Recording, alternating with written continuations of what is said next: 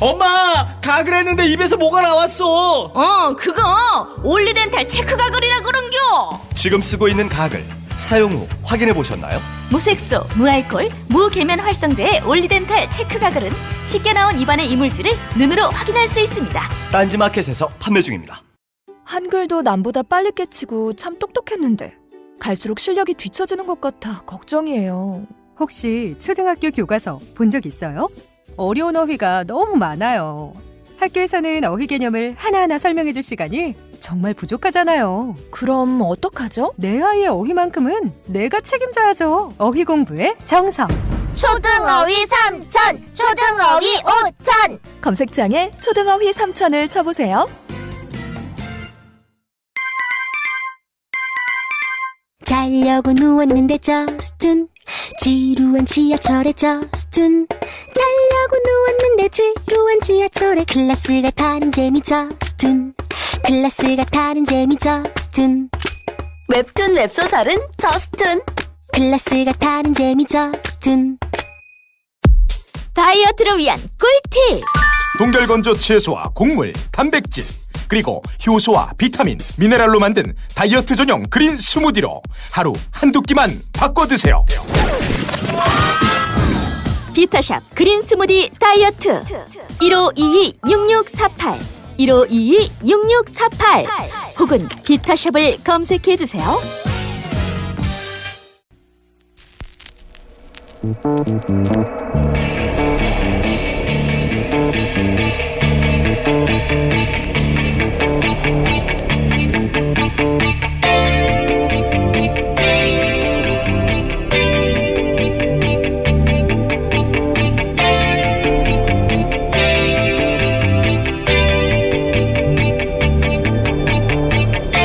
안녕하세요, 김호준입니다.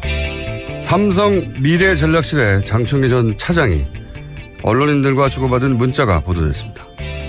문화일보 한인사는 액수를 구체적으로 거론하며 광고 협찬을 읍소합니다. 서울경제 출신의 한 언론인은 사회이사 자리를 청탁하죠.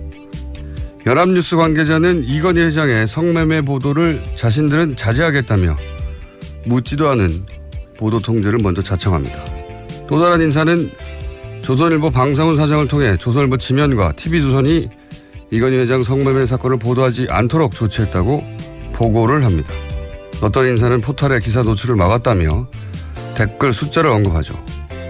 매일경제 한 기자는 매경이 어떻게 해야 삼성 면세점 사업을 도울 수 있는지 구체적으로 알려달라고 부고를 합니다. 이렇게 언론인들이 삼성에게 각종 청탁과 충성을 맹세하며 해야 할 보도를 하지 않거나 하지 말아야 할 보도를 해서 삼성으로부터 받은 반대 거부는 뭘까요? 돈이죠. 삼성이 자규를 줍니까? 불치병을 고쳐줍니까? 자식을 점지해줍니까? 결국 돈입니다. 이들 문자의 공통점은 망설임이나 부끄러움이 없다는 겁니다. 인정하는 거죠. 돈 많은 네가 갑이라고. 돈이 물론 중요한데 그보다 중요한 사회적 보편 가치가 적어도 몇 개는 있어야 하는 거 아닙니까? 그래서 먹고 살자고 몰래 이런 짓을 하긴 해도 최소한 스스로 민망해 하긴 해야 하는 거 아닙니까? 안 그러면 그게 노예 사회지 뭡니까? 기본 생각이었습니다.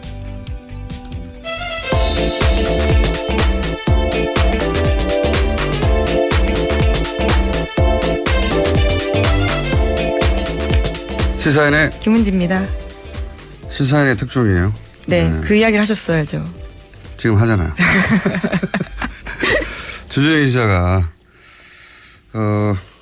기자가 뜬금없이 이런 특종 잘해요. 예.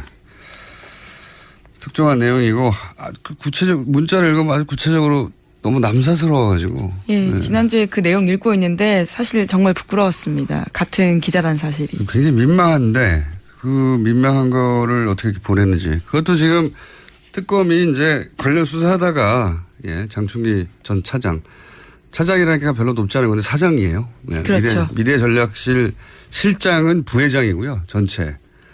차장은 사장급입니다. 삼성에. 굉장히 높은 거죠.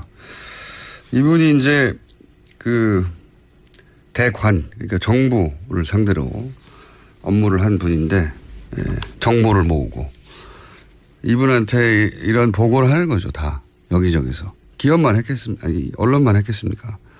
그리고 과거에는 안 했겠어요. 최근에 밝혀진 문자들만. 삭제되지 않은 것만 그 정도였으니까요. 네, 구체적인 문자 내용들이 좀 더 있는데요. 언론뿐만 아니고 법원, 검찰, 청와대 뭐 이런 쪽에서 다양하게 정보 보고를 합니다. 예. 국세청 정보도 있고요. 그리고 먼저 보고해요. 묻지 않았는데. 중요한 거는 먼저 보고를 합니다. 청와대가 따로 있었다. 그래서 대통령이 특검이 그런다잖아요. 대통령이 처음에는 박근혜인 줄 알았다가 최순실 사태 터지고 나서 최순실인 줄 알고. 그런데 이제 삼성 승마 지원 관련해서 찾다 보니까 적어도 이 부분에 있어서는 삼성이 대통령이었구나. 라고 수사를 했던 수사관들이 얘기를 했다고 합니다. 자, 첫 번째 뉴스는요. 네, 국정원 적폐청산 TF 소식부터 전해드리겠습니다. 일명 원세훈 녹취록이 복원되면서요. 국정원의 노골적인 선거 개입 드러나고 있습니다. 네. 국정원이 후보를 뽑고 검증해라 뭐 이런 얘기 있었다. 그렇죠. 네. 지방선거에서 국정원 지부가 후보 검증하고 교통 정리해라 이런 내용들이 있었다고 전해드린 바 있는데요. 네. 이와 관련해서 국정원개혁위원회가 적폐청산 TF에다가 삭제에 관한 국정원 직원 명단과 구체적인 범죄 혐의점을 확인해서 보고하라고 지시했다고 합니다. 고발하기에 앞서서 대상과 피의 사실을 특정하기 위해서인데요. 조사 범위는 원세훈 녹취록 38곳 가운데 선거 개입 등의 불법 혐의가 있는 18곳입니다. 이게 이제 국가를 위해서 예를 들어서 뭐 산업 스파이 잡고 뭐 적의 동향을 살피고 그러라고 준 권한 뭐 인력, 돈, 기술 이런 게 있거든요. 그리고 아무도 국정원 건들 수 없죠. 대통령 직속 기관이라. 근데 이걸 특정 정당을 위해 쓴 거 아닙니까? 예. 특정 정당의 뭐 후보를 검증하라느니 이건 정말 악소리가 날 정도로 엄벌에 처해야지 뭐 여기 지시를 한 사람 물론이고 그 지시를 전달하는 중간 간부까지도 모조리 저는 엄벌에 처해야 그래서 나중에 이런 정치적 지시가 내려가도 거부할 정도의 네, 반복되어서는 절대 안 될 범죄입니다. 악성 범죄죠. 그 관련된 사람들은 국정에 다 퇴출해야 되고. 예. 박근혜 전 대통령이 국기문란이라는 단어 좋아했었는데요. 진짜 국기문란 사건은 이런 것들이죠. 이런 건 내란이죠, 내란. 예. 네. 국가 내란에 준하는 정도로 처벌하고 그리고 국정원에서 퇴출하고 그리고 오비가 되어서도 그 활동도 국정원 단위에서 계속 감찰해야 된다고 봅니다. 네. 다시는 이런 저기 언론들은 난 끝장나겠구나 하는 생각 정도의 처벌이 대단히 강하게 있어야 된다고 봅니다. 이런 국정원 같이 특별한 권한을 가진 곳이 특정 정당을 위해서 선거 개입을 하기 시작하면 정말 어떻게 합니까? 알아낼 수도 없어요. 지금은 겨우 여기까지 온 거죠. 겨우겨우 여기까지 해서 댓글 몇 명 동원된 날 정도 나온 아이디 나온 건데 정말 겨우 여기까지 온 거거든요. 모조리 찾아내서 엄벌에 쳐야 된다고 봅니다. 엄벌에. 악소리가 나게. 그렇지 않고 예를 들어 대통령이 지시했거나 혹은 뭐 국정원장이 지시했으니까 괜찮다고 넘어가 버리면 또 할 거 아닙니까? 엄벌에 쳐야 된다. 관련 뉴스가 또 있나요? 네, 계속해서 전해드리면요. 최근에 추명호 전 국정원 국장이 조용히 퇴직했다라고 경향신문이 아침에 보도했습니다. 추 전 국장은 우병우 전 수석에게 비선 보고했다라는 의혹을 받고 있는 인사인데요. 해당 사건은 국정원 적폐청산 TF가 조사 중인 사건 중에 하나입니다. 국정원 내부 사정을 잘 아는 관계자에 따르면 징계조차 없이 나갔다라는 건데요. 국정원은 지난해 11월부터 관련 의혹이 불거지자 추 당시 국장에 대해서 감찰 조사 벌인 적이 있습니다. 하지만 이병호 국정원장이 근거 없다라면서 징계하지 않았었습니다. 그러니까 이게 이제 이렇게 TF가 들어가서 본격적으로 조사하기 전에 이미 퇴직을 한 거죠. 퇴직을 한 건데 이분 같은 경우에는 이제 군인 출신이란 말이죠. 육사 출신이고 알자회라고 알고 지내자. 예, 사조직이죠. 군대 내 사조직이라고 유명합니다. 근데 이분의 누나가 최순실 씨와 친분이 있다고 그렇게 알려졌었고 그래서 우병우 전 수석과 비선 라인을 구축해서 각종 정보를 주고받았다 해서 사실은 핵심 인물 중에 하나로 지목받던 분인데 그냥 조용히 평화롭게 아무런 징계 없이 퇴직을 했다는 거죠. 네, 게다가 2011년에 박원순 제안 문건이라고 해서 그것을 실제 썼다라는 의혹을 가지고 있는 사람입니다. 문건을 저도 봤는데요. 거기에 추 국장 이름이 그대로 쓰여 있거든요. 그 의혹이 아니죠. 이름이 올라가 있는데 공문서에. 그렇죠. 예. 이분이 조용히 나가셨어요. 이렇게 되면 안 되는 거죠. 예. 국정원 최고의 간부든 중간 간부든 이 책임 있는 사람들한테 엄벌에 쳐야 한다 정말로. 자체 개혁 이런 거 다 소용없는 짓이거든요. 예. 알겠습니다. 자 다음 순요. 네, 그래서 어제 더불어민주당에서도 강한 반응이 나왔습니다. 우원식 원내대표는 이명박 정부 시절 국정원 댓글 부대를 나치의 정치 공작에 비유했는데요. 이명박 정부 당시 국정원을 독일 나치의 비밀 경찰인 게슈타포, 또 원세훈 전 원장을 나치 선동가인 괴벨스에 빗대어 비판했습니다.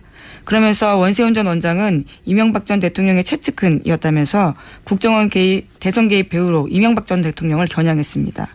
뭐 최측근 맞죠. 서울시장 시절부터 같이 활동했고. 그러니까 이제 이 댓글 공작에 대통령이 관여했느냐 이런 걸 따지는 거죠. 그것까지는 뭐 수사기관이 밝힐 일인데 제가 한 가지 확실하게 말씀드릴 수 있는 거는 이명박 전 대통령이 댓글에 무척 관심이 많았어요. 이런 댓글 부대가 탄생하기 전에 이명박 정부 정권 초기입니다.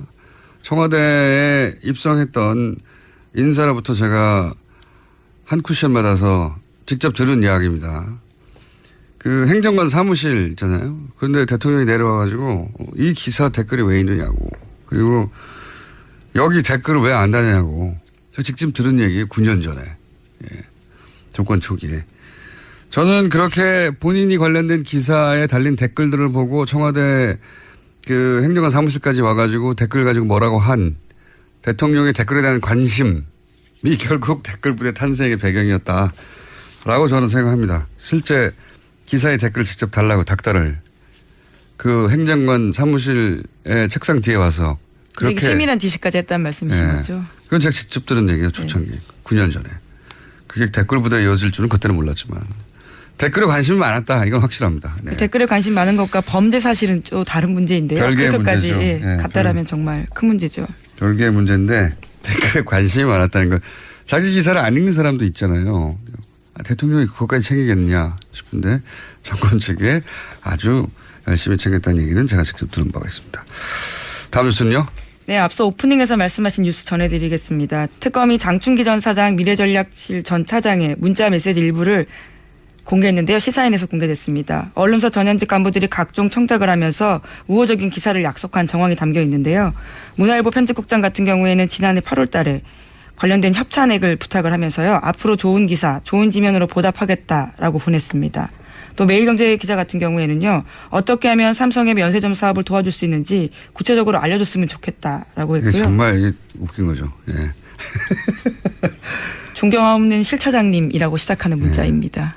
언론사 기사를 쓰고 기업이 항의할 수 있어요. 그럼 거기에 대해서 무마를 시도할 수도 있고. 근데 그게 아니고 어떤 기사를 써야 될지 해당 기업이 알려달라는 거잖아요. 구체적으로 더 알려달라는 거죠. 재밌습니다. 이렇게 돌아가고 있었습니다. 우리나라가.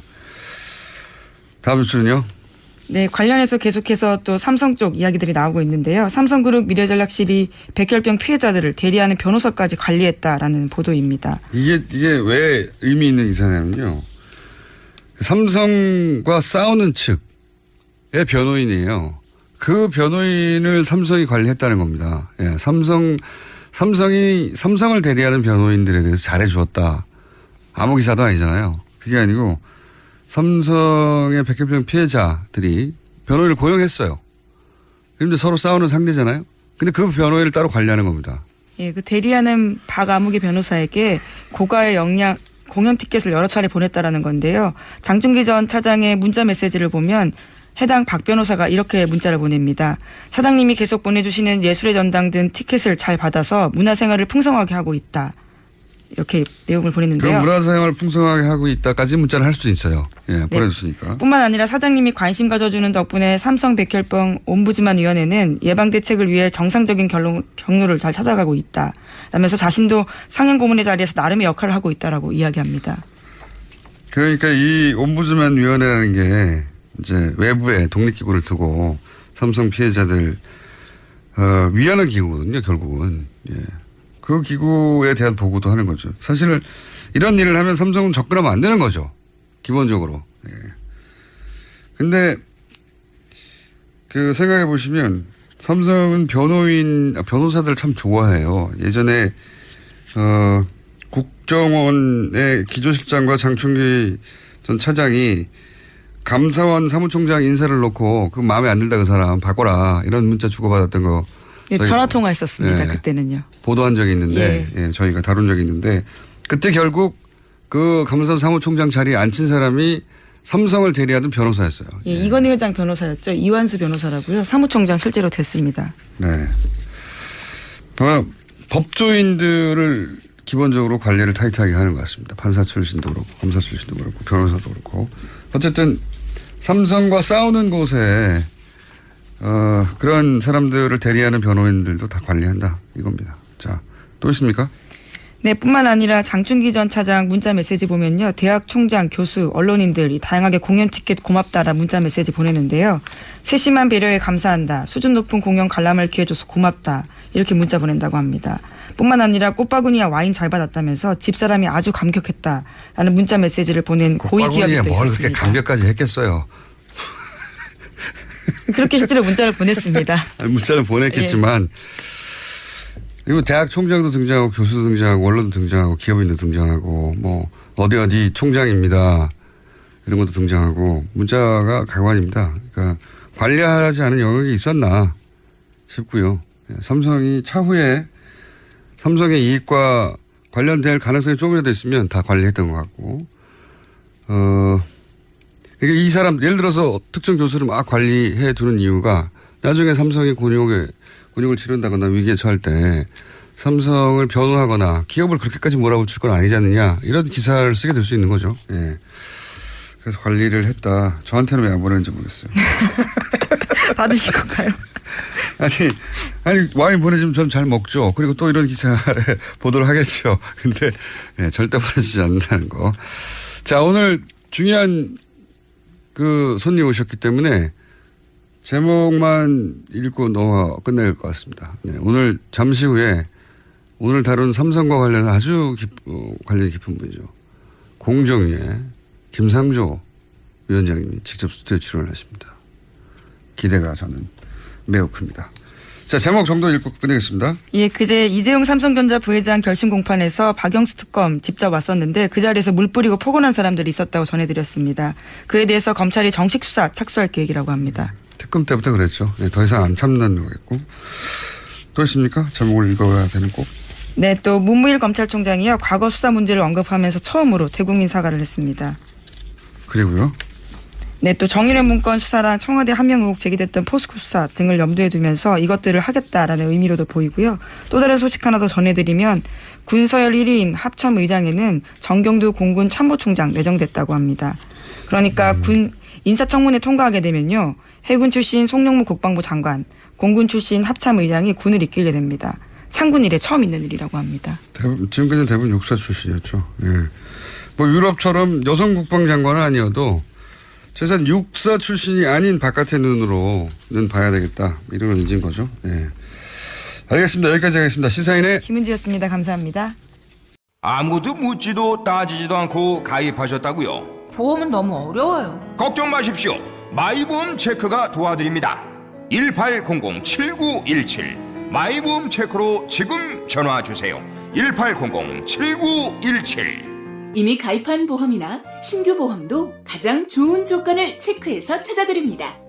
인터넷 한글 주소 마이보험.com 또는 카카오톡에서 아이디 검색 마이보험을 친구 추가하여 상담하실 수 있습니다. 모닝똥? 제겐 사치였죠. 내가 토끼인지 토끼똥이 나인지 내가 변을 본 것인지 변을 당한 것인지 나는 바나나이고 싶다. 간혹 구렁이이고도 싶다. 미궁 대장사랑 빅똥의 추억 미궁 대장사랑이 찾아드립니다. 혈중 콜레스테롤 개선과 배변활동에 도움을 주는 건강기능식품입니다. 검색창에 미궁 대장사랑. 미궁 장사랑 이름 바꿨어요. 프로바이오틱스 12종 추가. 미궁 대장사랑. 골반 잡자 바로 잡자 바디로직. 허리 통증 바로 잡자 바디로직. 2017년 쿨 썸머 바디로직 라이트 출시. 통기성이 좋아 땀 걱정 없이 한여름에도 쾌적하게. 입은 듯 안 입은 듯 가벼움에 신축성은 그대로. 자세가 좋아지는 골반 교정 타이즈 바디로직. 검색창에 골반 교정 바디로직. 라이트.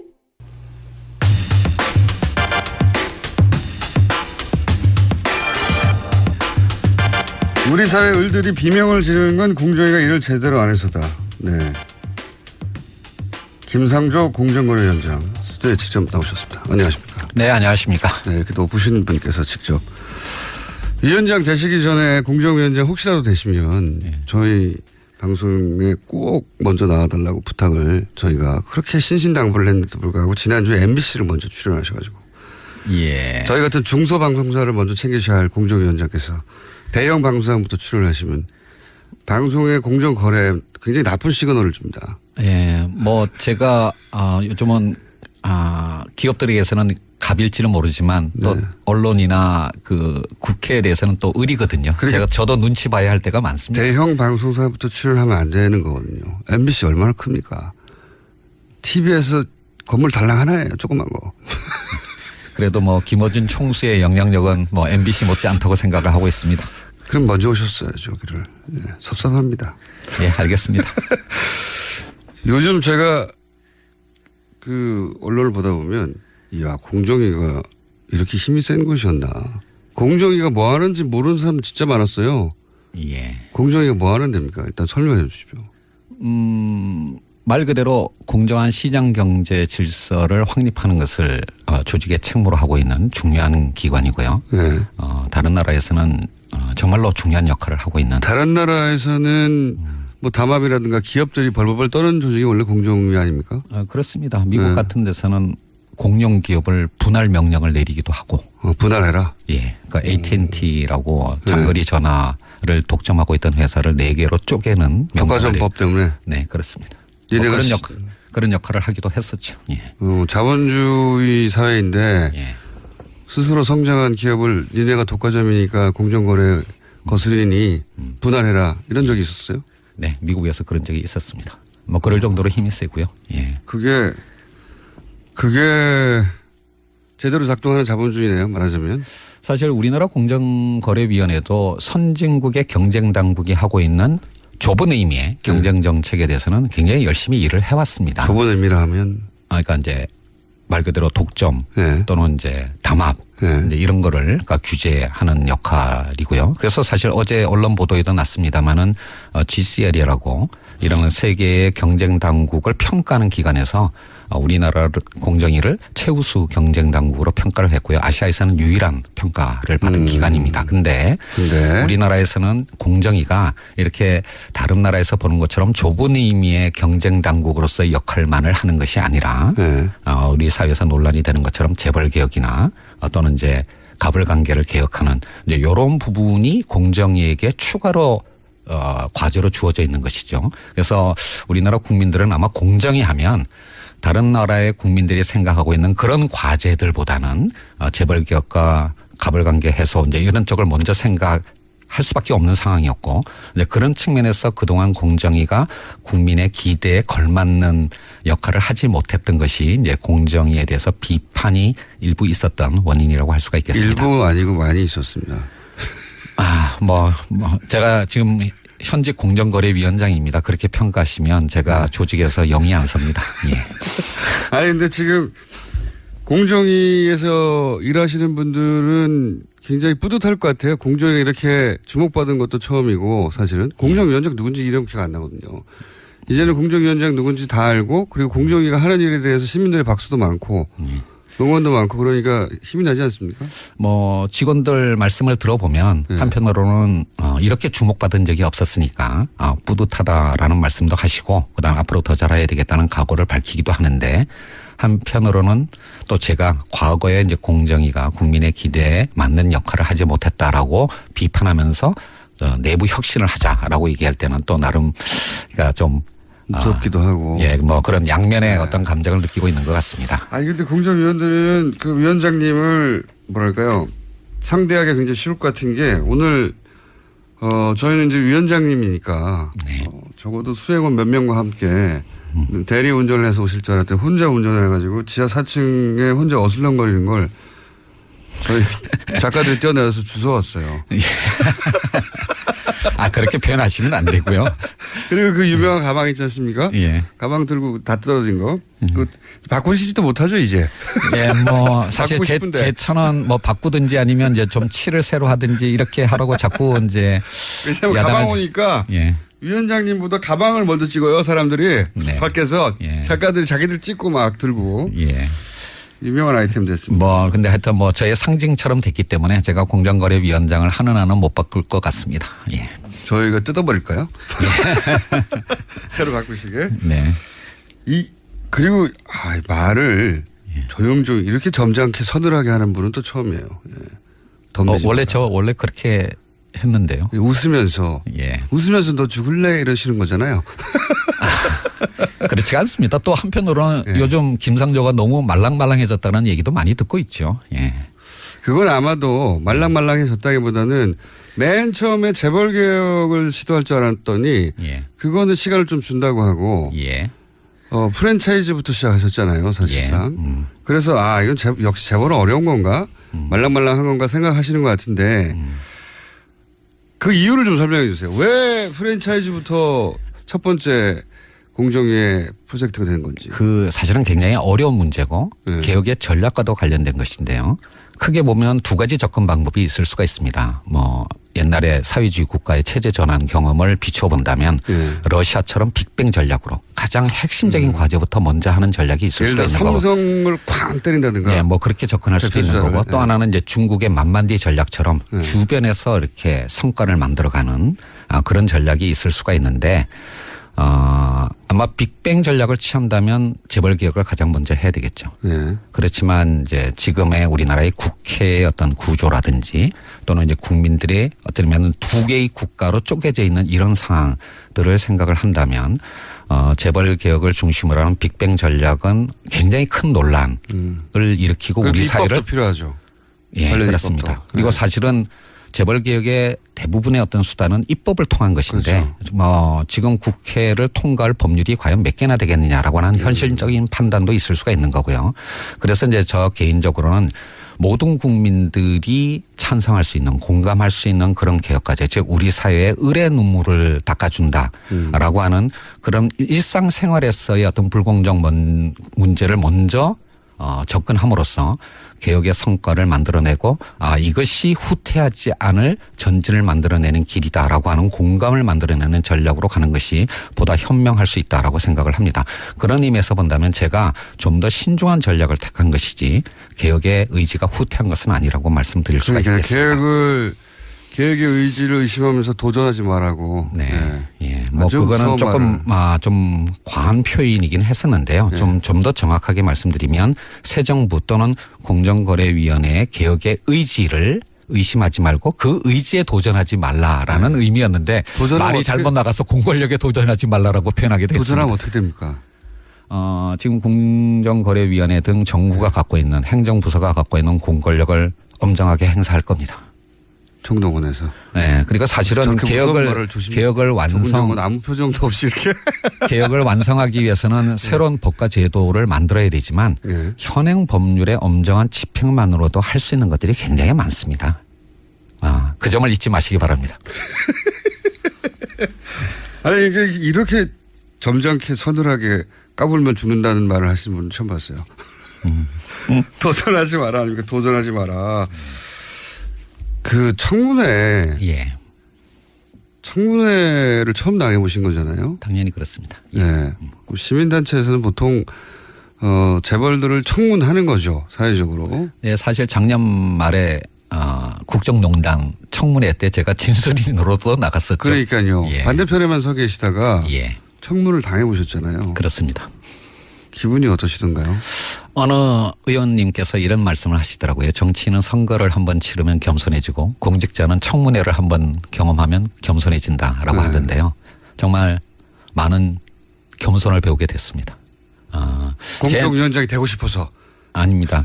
하여튼 제 나름대로는 20년 동안 시민운동을 하면서 나름의 원칙을 갖고 살았다라고 했는데 그게 굉장히 다른 분들의 기준에 의하면 알량한 것일 수도 있다라고 하는 것을 느낀 것이죠.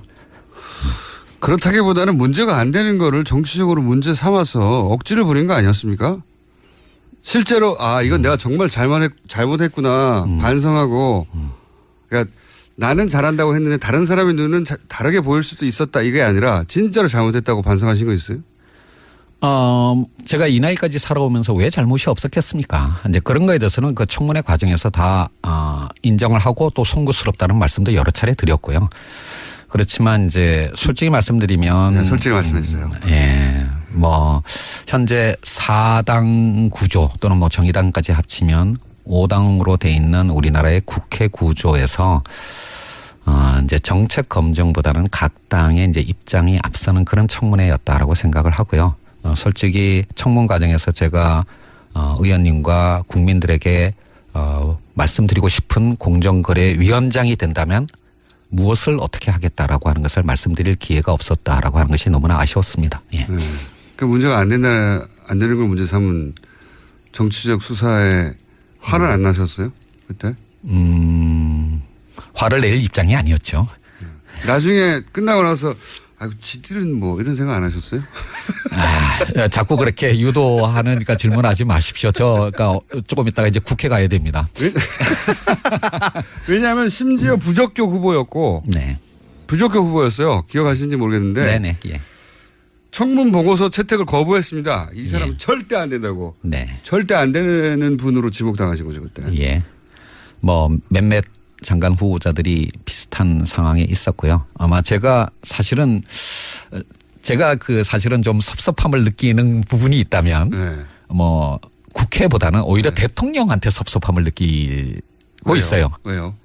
제가 아주 좋은 기사 나옵니다 이거. 예. 경제부총리보다도 먼저 지명이 됐습니다. 그게 왜 섭섭하십니까? 먼저 매를 맞았다 대표주자로. 그렇죠. 그러니까 제가 국무총리 다음에 지명된 네. 장관 후보자였습니다. 이런 거죠. 김상조 정도면 청문회 가서 맞을 게 없다. 대표 주자로 가서 대표로 매를 맞대. 김상조 위원장 정도면 뭐 쉽게 통과하겠지 하면서 대표 선수로 내보낸 거죠. 검증 과정에서 사실은 뭐 몇 가지 그러니까 제가 인정한 것도 있었고요. 사실은 그런데 이제 뭐 대통령께서는 새 정부의 개혁의 상징으로서 아마 공정거래위원장으로 저를 이제 지명하신 것 같은데 왜 섭섭하십니까 그게? 이제 그러다 보니까 집중 포화를 받게 된 것이죠. 그러니까요. 쌤통이네요. 정말로 저도 사실은 지명을 받고 난 다음에 갑자기 이제 연락을 받았는데요. 이거 경제부총리보다도 먼저 지명돼도 되나 이제 이런 어떤 우려를 했고요. 그리고 그 우려가 현실이 됐던 겁니다. 그런 의미였겠죠. 이게 말씀하셨듯이 공정하지 않다는 우리 사회가 기본적으로. 예. 공정거래위원장이 직접 되시고 나니까 시민단체 장일대하고 이 시장을 보거나 혹은 공정거래를 보는 시각 혹은 정보의 차이가 있습니까?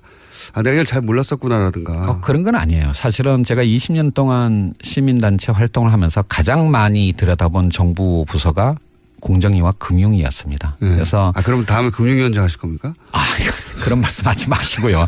근데 이제 따라서 뭐 제가 아주 디테일한 어떤 내용까지는 아니라고 하더라도 공정위가 하는 중요한 업무들에 대해서는 사실은 대부분은 알고 있었고요. 그리고 실제로 그것의 역사, 20년의 역사도 대부분 알고 있었기 때문에 이거는 나도 몰랐다라고 하는 그런 거는 그렇게 많지는 않았습니다.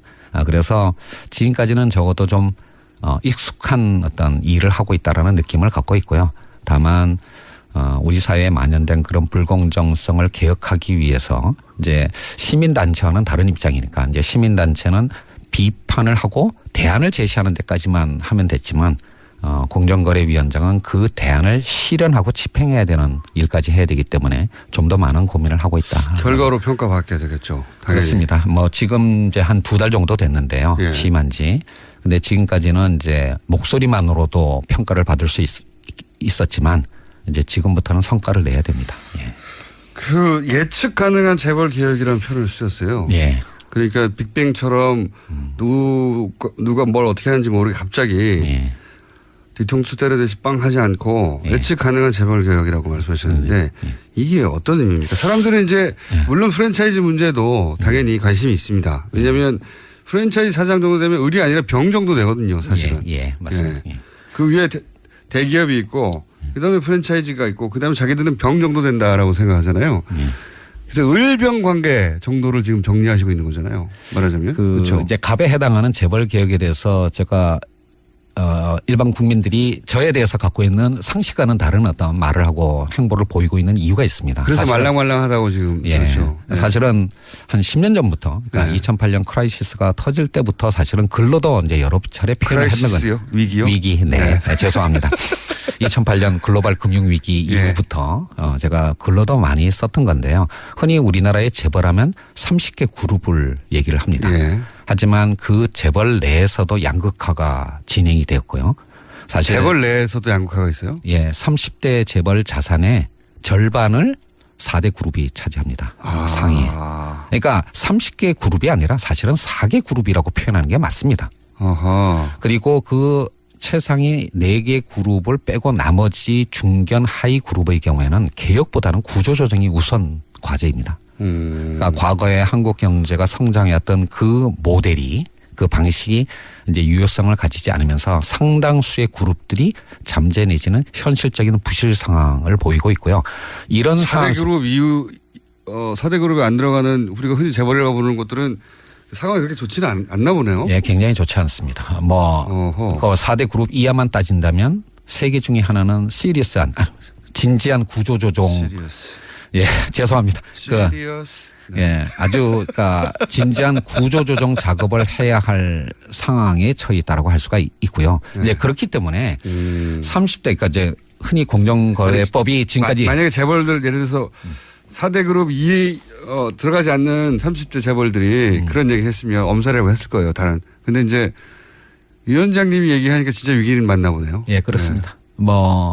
올해 들어와서 예상보다는 그러니까 세계 경제와 한국 경제의 어떤 상황이 조금 좋아지고는 있지만 이게 과연 이렇게 계속 경기가 회복될 거라고 장담할 수가 없다라고 하는 것은 다들 알고 계신 거 아니겠습니까? 그렇죠? 경기가 조금 다시 나빠지기 시작한다면 잠재됐던 부실이 다시 수면 위로 올라올 그런 어떤 상태에 있는 그룹들이 상당수 있습니다. 이제 이런 상황이기 때문에 그동안 공정거래위원회 또는 공정거래법이 접근했던 것처럼 5조 이상이면 60개 그룹, 10조 이상이면 30개 그룹을 그냥 전부를 하나의 그러니까 개혁 대상으로 정해놓고 동일한 수단을 적용하는 그런 방식으로 가게 되면 실패할 가능성이 높다라고 하는 겁니다. 왜냐하면 이렇게 많은 숫자의 그룹을 대상으로 하는 규제를 하다 보면 규제의 기준을 한 중간쯤에 설정할 수밖에 없는데 그러면 정작 제대로 규제를 해야 될 상위 그룹한테는 효과가 없는 거고 하위 그룹한테는 과연 규제가 되는 이제 그런 어떤 악순환 속에서 규제의 일관성을 유지하지 못하고 계속 또 이제 후퇴하게 되는 악순환을 보였던 게 그게 과거 정부의 재벌 개혁의 실패의 원인이라고 생각을 한 겁니다. 그렇기 때문에 재벌 개혁은 상위 그룹에 좀 집중해서 엄정하게 법 집행을 하도록 하고 대신 좀 더 넓은 범위의 기업 지배 구조는 상법이나 또는 이제 기관 투자자들의 주주권 행사 등의 그런 어떤 방법을 통해서 좀 더 광범위하게 그렇게 접근을 하자라고 하는 게 제 아이디어였습니다.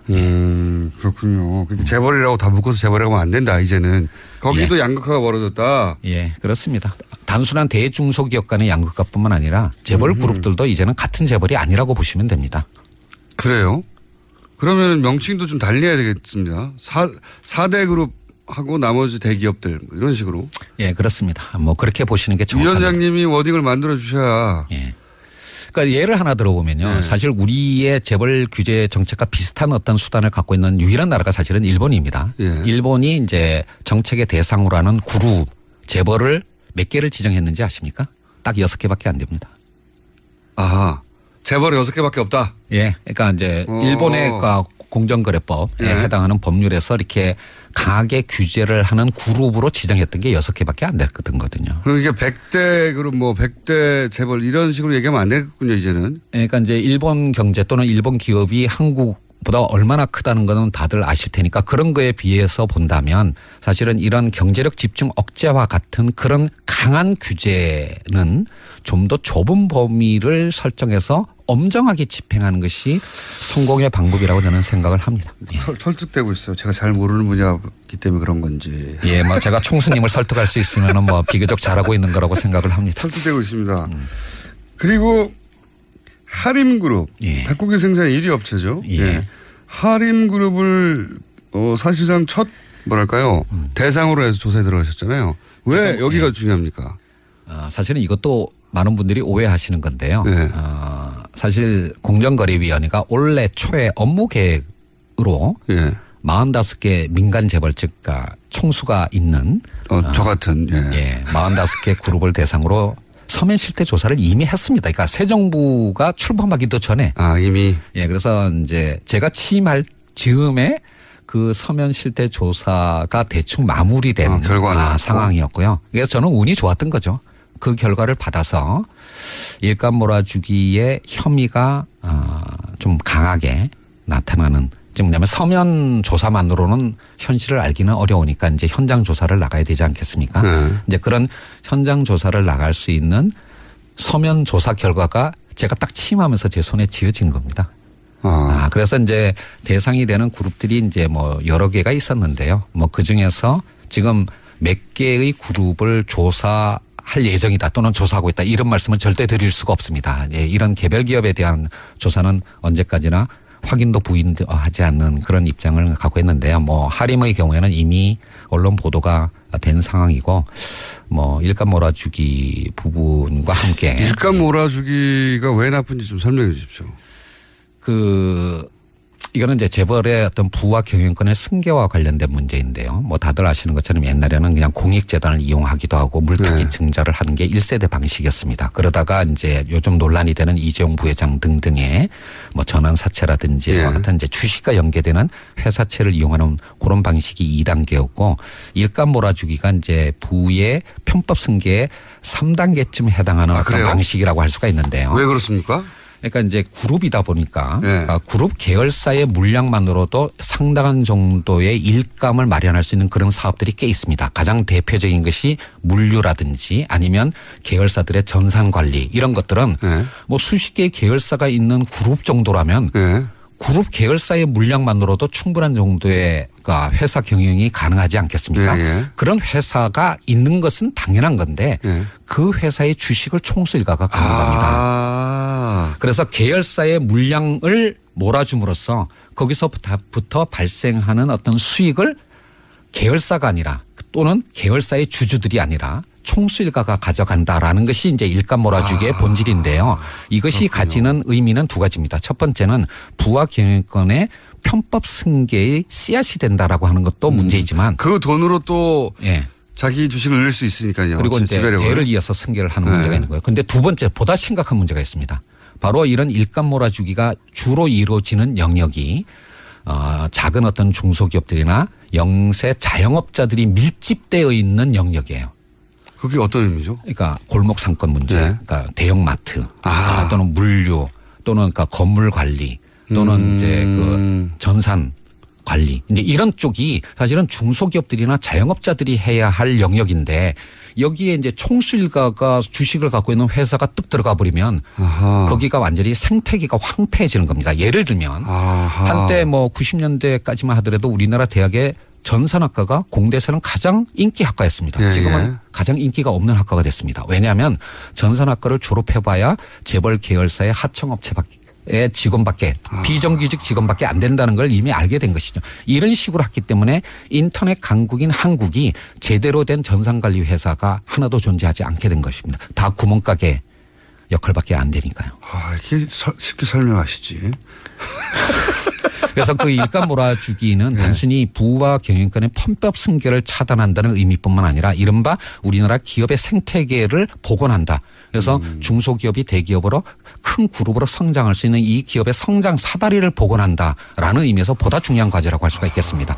그래서 사실 재벌 개혁 중에서 뭐 이런 어떤 그러니까 뭐 순환 출자 문제나 금산 분리 문제도 물론 중요한 거지만 제가 또는 공정거래위원회가 단기적으로 집중하는 게 바로 일감 몰아주기 규제에 대한 엄정한 법 집행을 강조하는 이유가 여기 있습니다. 그런 거군요. 저는 그냥 대기업끼리 자기들 일감 몰아주는 거가 불공정할 수는 있지만 시장에서 뭐 그렇게까지 큰 문제인가 최우선인가 했더니 실제로는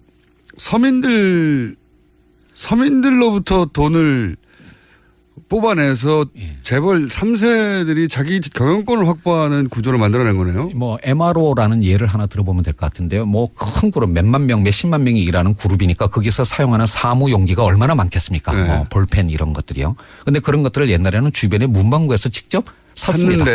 근데 그거를 이제 조달하는 계열사를 하나 세운 거예요. 그러니까 주변에 문방구가 다 사라지는 거죠. 다 망하는 거죠. 지금 문자가 엄청나게 쏟아지고 있어요. 우리 상조 하고 싶은 거 다 해. 이건 문재인 대통령이 주로 봤던 의원인데. 예. 확 이해가 되어버렸어요. 아무래도 교수님으로 돌아가셔야 될 것 같은데. 예, 뭐. 제가 그래서 저는 그러니까 제가 50이라는 사실을 잊지 않고 있습니다. 그러니까 뭐 정년할 때까지 공무원을 할 생각은 없습니다. 그러면 혹시 이건 곁가지 질문인데 위원장님 다음에 다른 공직도 하실 생각이 있어요? 그런 그러니까 내일을 알 수 없는 사회에 살고 있는 것이 대한민국입니다. 뭐 그런 말씀 하지 마시고. 상황이 되면 하실 수도 있다는 이런 출마 선언 아닙니까 이건? 저를 죽이시는 발언이고요. 저는 솔직히 말해서 지금의 제 목표는 공정거래위원장 임기 3년을 채우는 겁니다. 공정거래위원장이 임기를 다 못한 적이 있습니까? 예, 그렇습니다. 아마 지금까지 공정거래위원장 중에서 임기 3년을 채우지 못하신 분들이 훨씬 많습니다. 한 가지만 더 이 시간이 이렇게 빨리 가나 이거. 다음에 한 번 더 나와주세요. 저희가 1시간 뽑아놓을 테니까. 그러니까 공정하게 다른 방송사를 다 돈 다음에 오겠습니다. 다 돈 다음에 다시 시작하는 첫 번째 방송은 저희 방송을 해주시는 것으로. 뭐 그것까진 그거는 약속드리겠습니다. 예. 좋습니다. 아마 근데 다 돌려면은 제 임기 3년을 다 지나갈 겁니다. 다시는 안 나오신다는 거 아닙니까? 저희가 그러면 글로 갈 수도 있어요. 바쁘시면. 네, 알겠습니다. 출장 인터뷰. 이번에 마지막 질문인데요. 사실 더 할 게 많은데 시간이 없어요. 이걸 바로 질문을 드려야겠네요. 2분 내에 답변해 주십시오. 네. 이재용 삼성 부회장 재판에 증인으로 수사하셨습니까?